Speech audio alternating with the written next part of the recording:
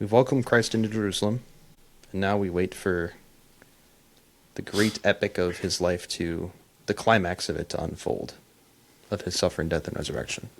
It starts with Holy Thursday. So what is it about Holy Thursday? What is Why it is about it so Holy- special? Yeah, it might get overshadowed. Because the symbol of the Christian faith is the crucifix.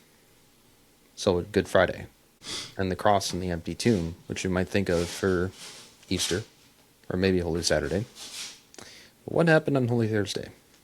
What happened on Holy Thursday? We could go into the Last Supper, how Christ gave us himself, not a mere symbol of himself, as some might believe, but no, his actual self. But I think it's fitting this evening to really dive in on what happened afterwards. They sang a hymn and then they went out to the Mount of Olives, as St. John puts it in that gospel. And Christ goes out there, and we know what he says to the apostles: remain here and keep watch with me. And then he goes off to pray. What does he experience there? We're told that he sweats drops of blood.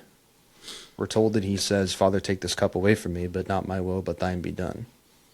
All right, so in a sense, like, he knows what's coming. What's coming is a pretty big deal. So what would it have been like? Not that we're capable of imagining it, but what would it be like to be God? To come to live amongst us, to live a hard life, but a very good one, for 33 years on this earth, and to know that this is coming. Isn't some revelation dropped in his lap? He's God, he knows, and he's been warning his apostles for a while that this is coming. Of course, every time he's mentioned it, they just sort of like blankly stare back at him like, what? Yeah, they're not really getting it. He knows who will stand by him, and he knows who will not. And he knows that means that most people will not stand by him. All the apostles flee. St. John does the best. He flees for the least amount of time. What would Christ have thought of that coming? Of the imprisonment to come, of the mockery, of the scourging, of the crown of thorns, of the cross to carry, of all of the cries of crucify him, of all the spitting and scorn and disdain, and the crucifixion itself, and his death. Best we can try and do is comprehend just a bit, and only just a bit, what that would be like if we had that coming down the pipe. I don't think we need to try and imagine that in the fullest detail, but even just a hint of it might express just how great of an anguish that would be. Even though he's doing it in perfect love, even though he is freely laying down his life, yeah, it doesn't change the fact that it's going to suck. And there's something else going on too, because he's not just reacting to that. It's not just for that reason that he sweats drops of blood and he says, Father, take this cup away from me. He is also, according to the mystics, seeing visions of every sin that has been, is being, and will be committed for all of creation. It's not mere knowledge of it. He's seeing it play in front of his eyes in horrific imagery, is how they've described it. In Blessed complete Kenneth detail. writes that all the sins of the world displayed themselves before him under countless forms and in all their real deformity. I think everybody, or at least most people, can understand that physical suffering is really bad. But at least it's something you can try and work through. At least it's something you can try and do something about. At least it's something that you have ways of distracting yourself from it. Not always, but like... You can distract yourself from it, or you can, stop it from happening entirely. Yeah. To an extent, you can do that with mental suffering. But it's harder. It's definitely harder. It's harder to do anything about it, as it were. It's something that seems like you just have to endure. Yeah, it's more than just have you tried not being sad. Yeah. It's like, no, that's not how it works. And you can't pick up a shovel and go bury your feelings in the backyard. Mm-hmm. Yeah, so what would that have been like? And I'll leave my thoughts with this. What have we done? What have we done to cause that to our Lord?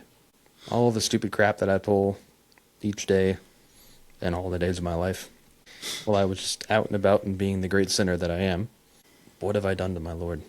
What have I done to my God? What has he had to witness? What has he had to witness because of the stuff that I've done? And you put it really well in one of our past episodes, like how he feels everything perfectly. And because he feels everything perfectly, it's much more intense. So I don't have even myself as a frame of reference for like how that would feel. Like some image about Dominic's mess up here or something. It's like my reaction to that is nothing like what his reaction is going to be to it, because he's God. It's my fault. It's my own sinfulness, my own nature, that I can't see it that way. And if I saw it that way, perhaps I wouldn't do it so much. But no, I have to. Yeah, that is something we can all contemplate. That's something that has been contemplated by everybody, but I'm not above giving you the same advice you've heard before. Yeah. As I've done many times before. We all need the reminders. We all need the reminders. What have I done to you, my God? What have I done to you? And how can I make it up to you? How can I love you more? Whether you're imagining that in great detail or not, whether you're fully invested into that type of meditation or not, doesn't matter. Any amount is a good amount. But wherever you are with that, just try and take it one step deeper. What have I done to you, my God? And how can I help you? How can I somehow comfort you in the midst of this suffering? You're going through this horrible time that I can't begin to fathom. Can I place my hand on your shoulder and let you know that I, the lowly wretch that I am there for you in whatever way I can be? It's not much, but it's something. It's all I got. So can I at least offer that?